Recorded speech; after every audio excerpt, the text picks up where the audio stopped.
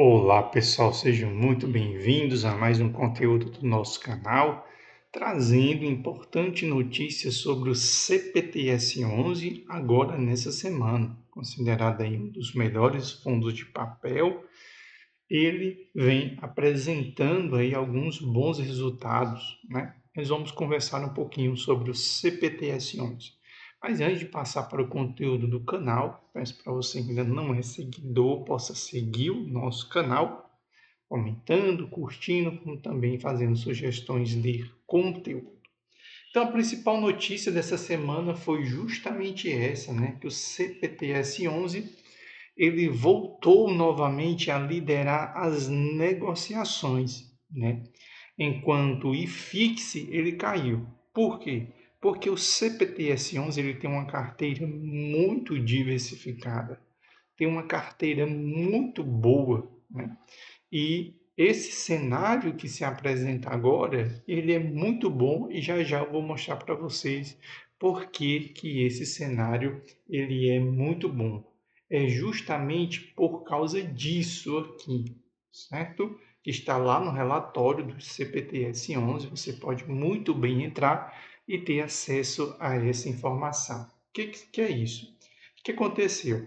Lá quando a Selic estava muito baixa, mas muito baixa mesmo, o CPTS-11, para se alavancar, ele fez operações compromissadas. Só que ao invés de fazer operações compromissadas indexadas ao IPCA, ele fez indexada ao CDI, porque naquele período, quando ele fez essas compromissadas, ali em 2021, a Selic estava na casa de 2,3, ou seja, muito baixa, né? Porque, como todo mundo estava sob os efeitos da pandemia, o principal objetivo da Selic baixa era aquecer a economia. Então ele pegou várias compromissadas aí, colocando aí no seu portfólio, né? E essas compromissadas, elas se encontravam indexadas ao CDI. Mas o que aconteceu?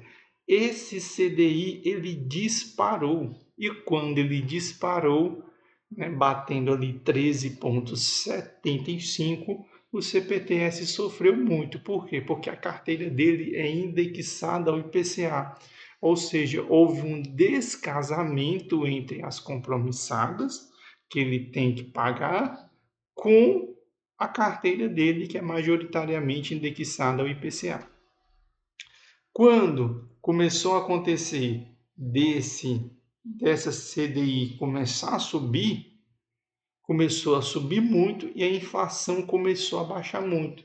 Então, no primeiro momento, foi muito bom para o fundo, né? O fundo colocou um excelente retorno na sua carteira de CRI no bolso aí do seu investidor. Entretanto, o que aconteceu? Com o tempo, com essa Selic muito alta, a carteira de CRI começou a não dar mais o retorno positivo que se esperava.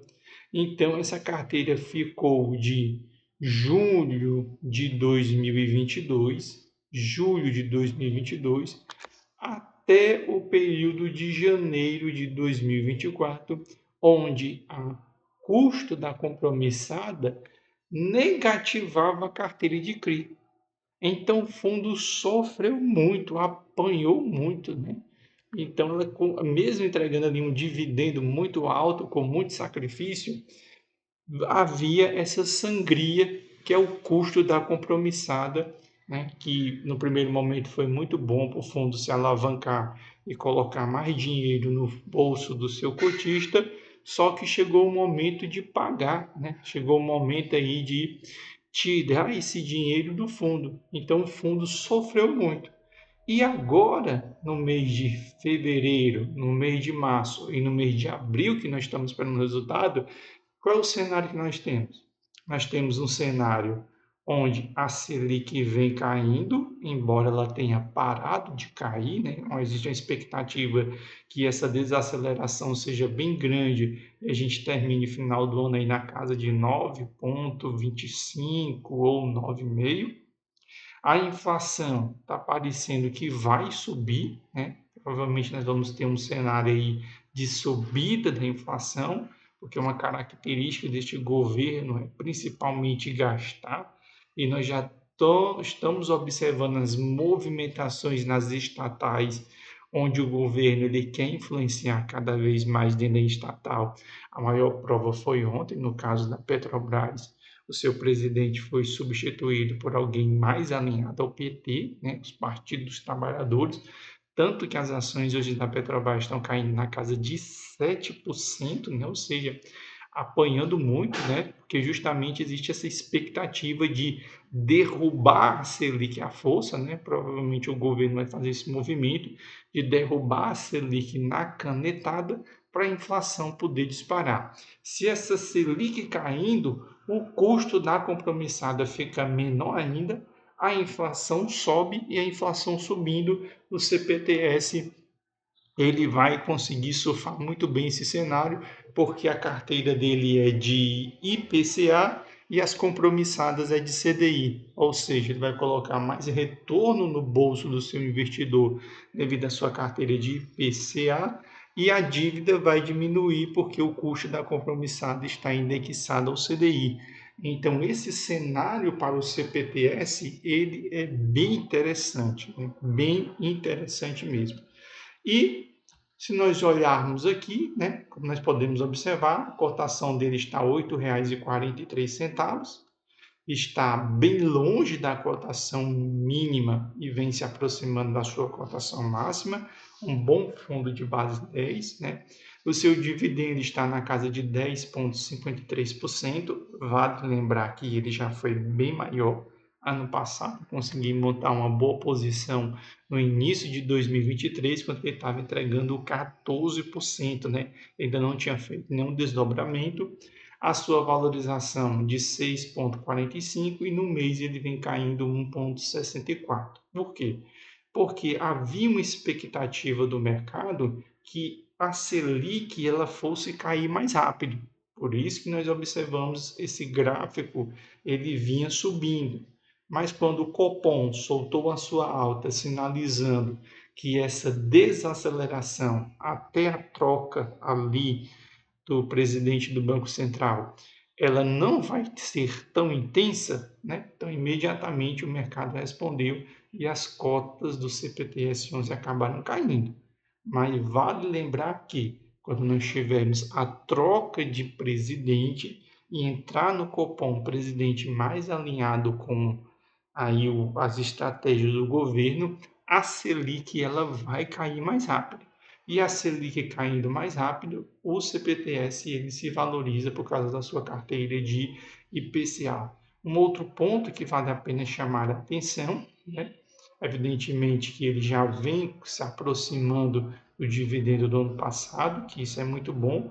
Por quê? Porque o dividendo dele está crescendo, né? Se você acompanha, ó, em novembro do ano passado foi 0,061, depois dezembro 61, depois janeiro 65, depois fevereiro 70, 76, 79 e agora já fechou nos 8 centavos.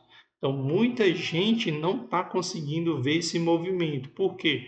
Porque o fundo agora ele é de base 10 e essa última casa ela fica escondida.